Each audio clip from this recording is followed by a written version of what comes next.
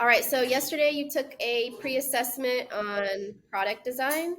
This is just to see to where the bathroom. I'm in the middle of a lecture. I need you to go back to your class.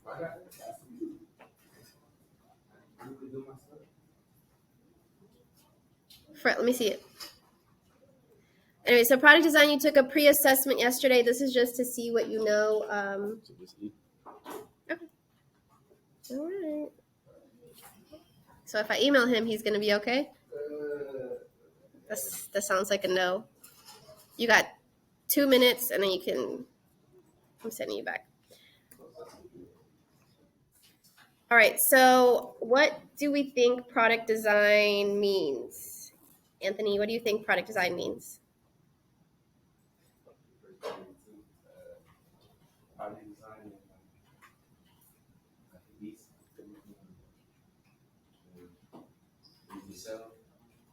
Sell, keyword. So designing things that are going to be for sale.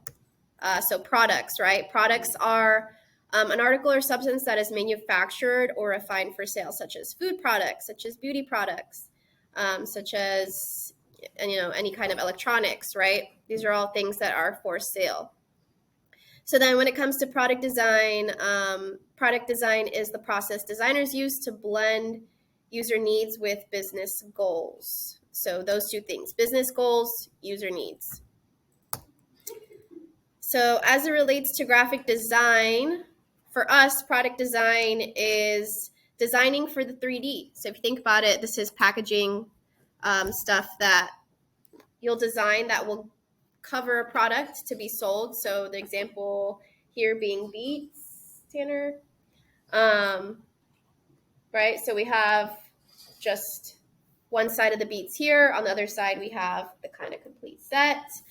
And then this is probably someone else's job to figure out the 3D aspect of it, but even this, you open it and there's a tab. The graphic designer would be in charge of the little saying design on the front. Open it up.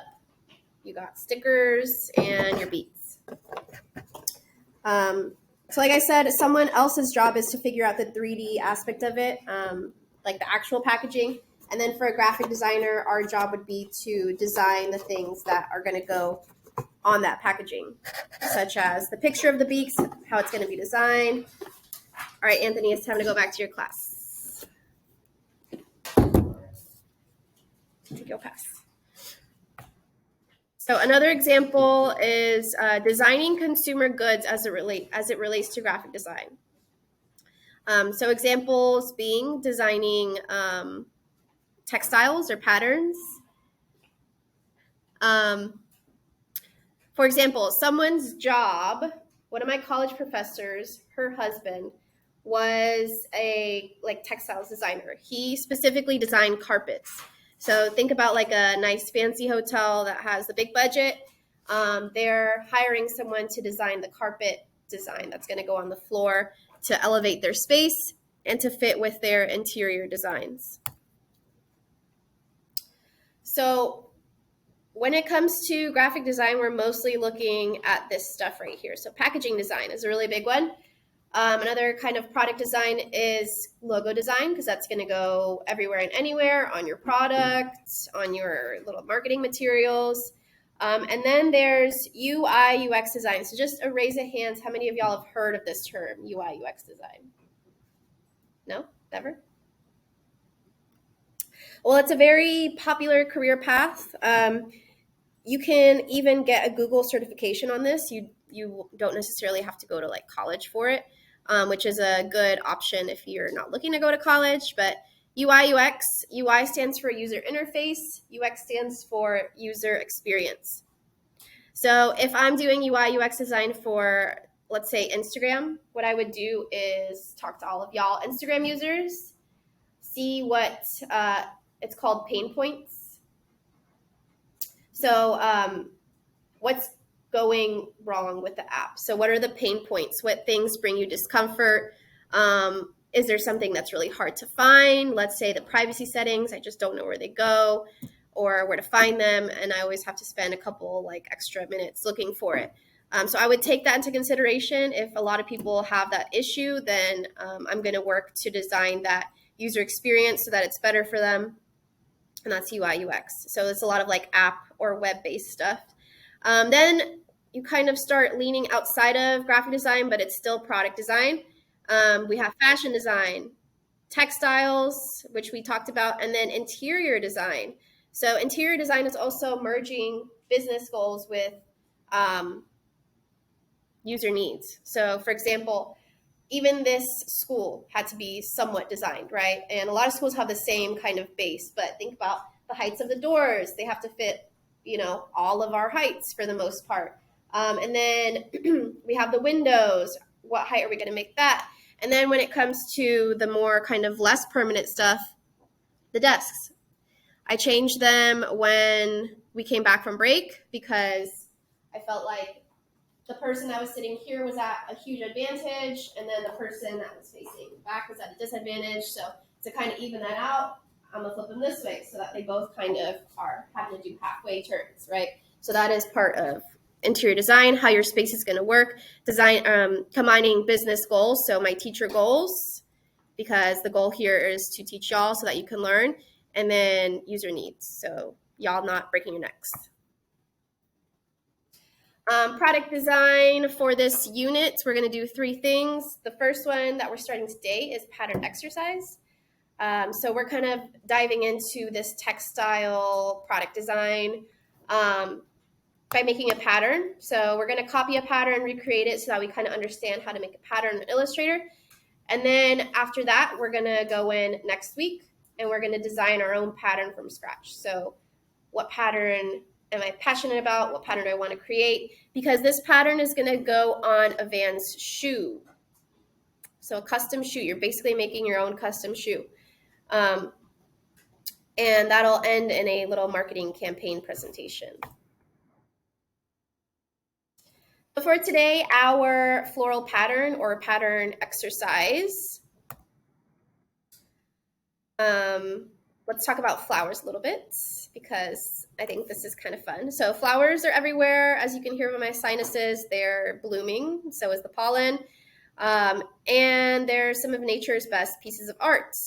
And vice versa, they've been a really big part of art itself. So this painting right here is by Van Gogh.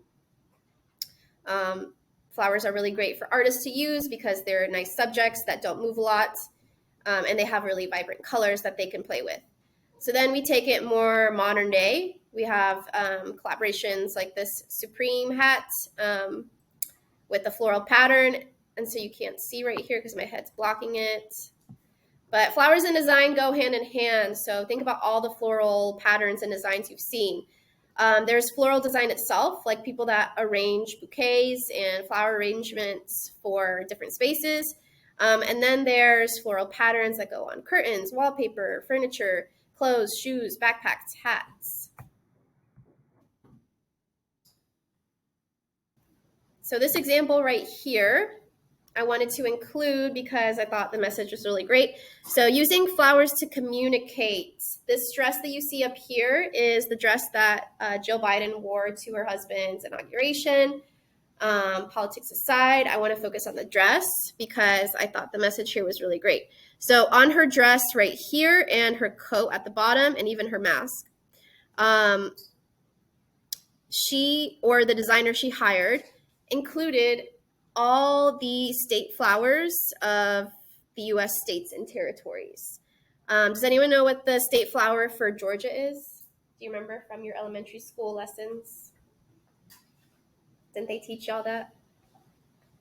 Like, we have like a state bird, we have a state, which I think is the brown thrasher, and then a state flower. It's the Cherokee rose. So it's this one right here. I included it on the side. It's like this white petal with the yellow inside.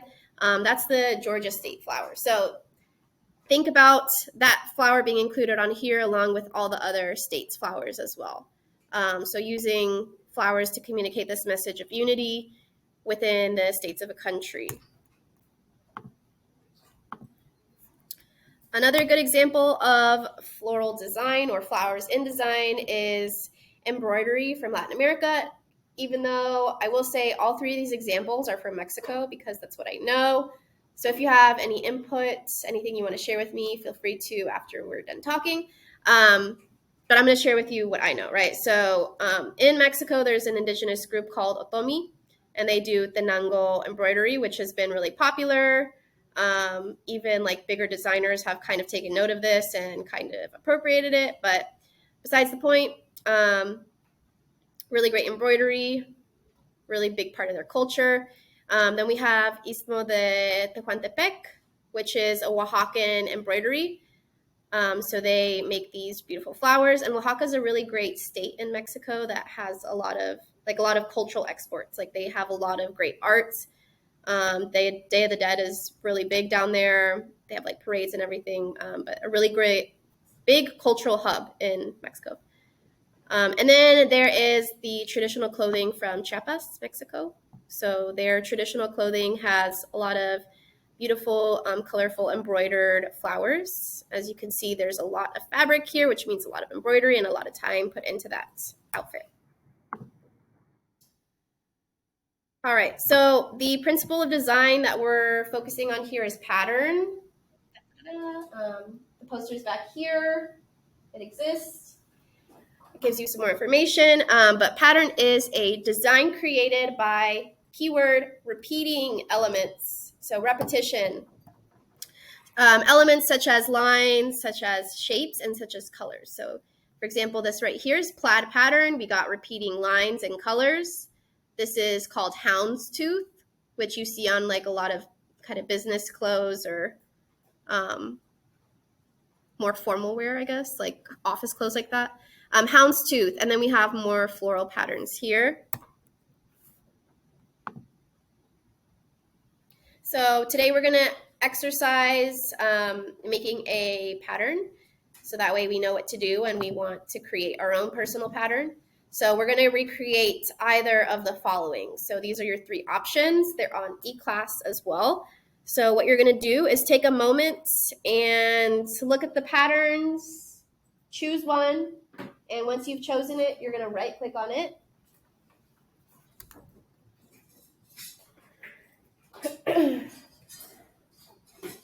And save image as. So Derek, escoge un pattern que está ahí en eClass.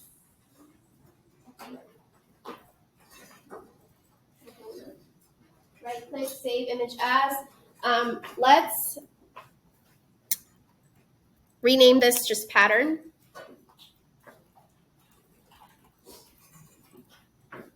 And then let's put it in documents, IGDS2.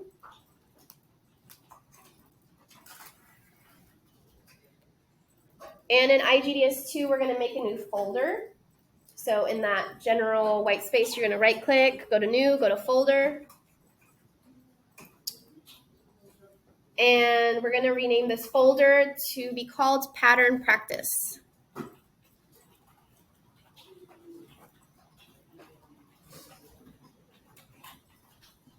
Pattern Practice.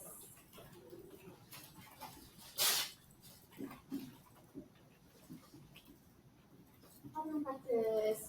And double click on that folder to open it. And now when you hit save, it's going to save it in that folder. All right, so you got your pattern, and now the next thing you can do is go ahead and open up Illustrator.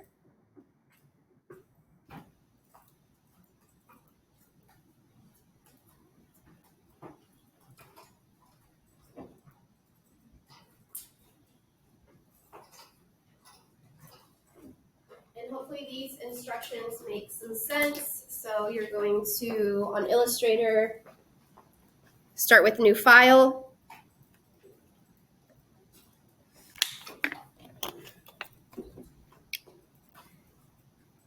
And then on the new document, you can see right here, I know it might be a little hard to read, but it says inches, and it says 2 for width and 2 for height.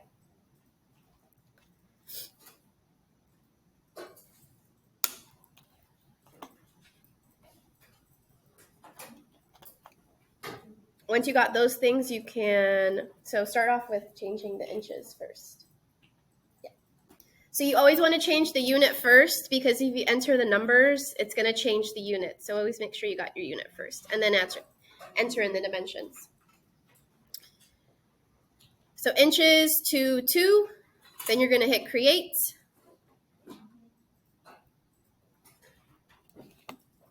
And then I want to see everyone's white square artboard on their screens,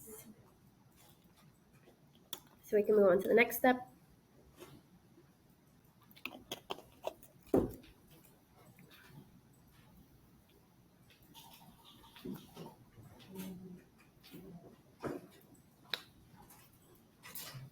So créalo, Caleb. All right, and the next thing we're going to do here is save it. So go ahead and go to File, Save As.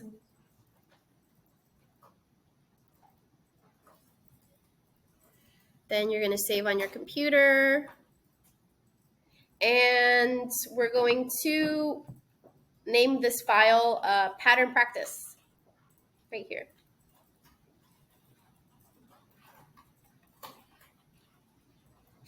Make sure it's in that folder we just created called Pattern Practice as well, and then you can hit save.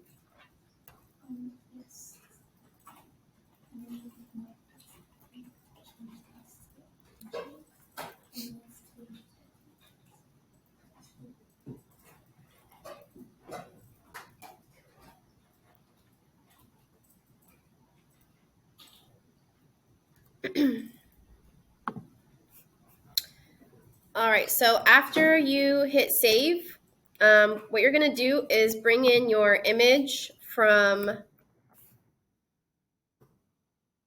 File Explorer. So if you have your artboard open, your file open, what you're going to do is open up File Explorer and go to your image, which should be in your Pattern Practice folder, and then you're going to click and drag your image over to Illustrator and drop it in. And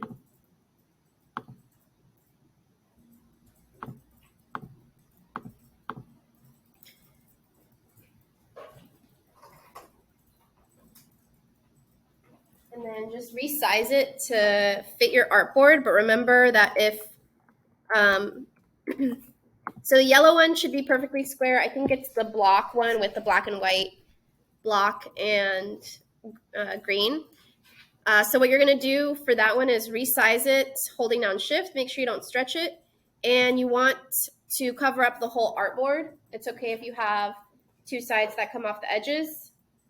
We can crop that, but just don't stretch the image.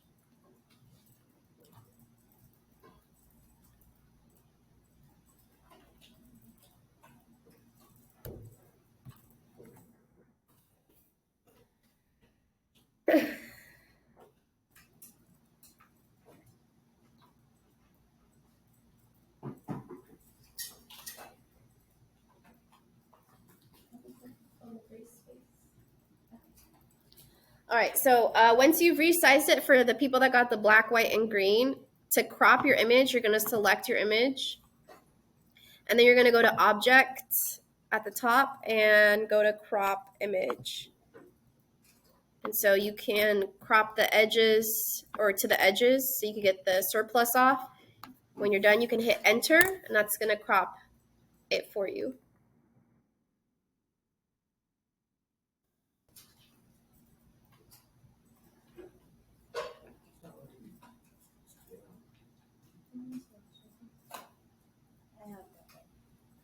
We got a couple more steps left.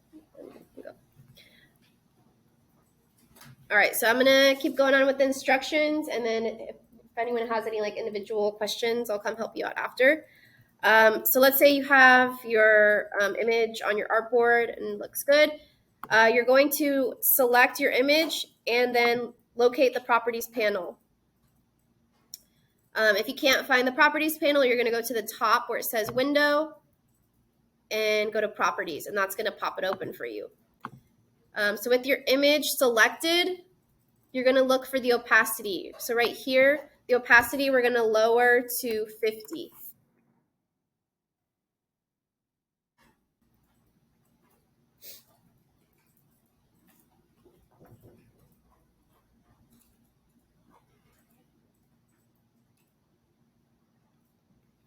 and it should look a little bit more kind of faded. This is going to allow you to see what you trace on top of your image.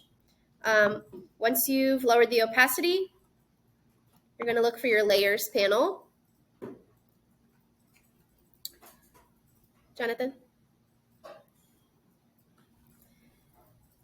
And you're going to go ahead and lock layer 1 and then create a new layer so that way you have a layer on top. And what you're going to do in this layer is trace. So right here you can see I started tracing. He's not here.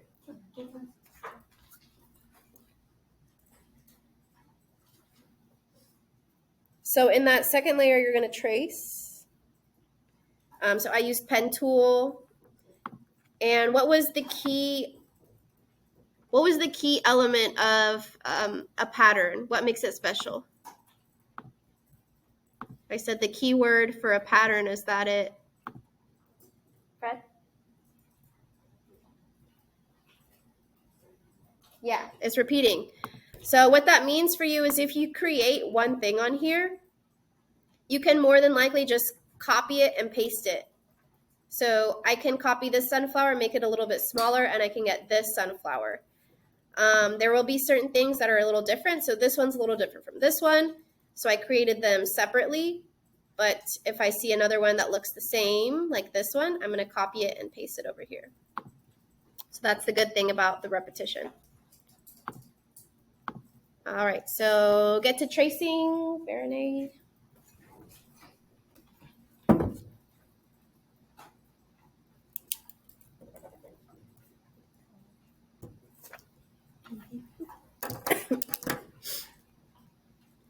And we're going to be working on this for the rest of class. And then it's okay if your design goes off the edge. So let's say if I copy this sunflower and I paste it, and I want to put it over here, but it's going off the edge, that's fine, because we'll learn how to kind of cut off the edges here. So it's okay to let your design go off the edge. Anyone need help with setting up their documents? Deshaun, Anaya. Okay, let me put my computer back and I'll come help you.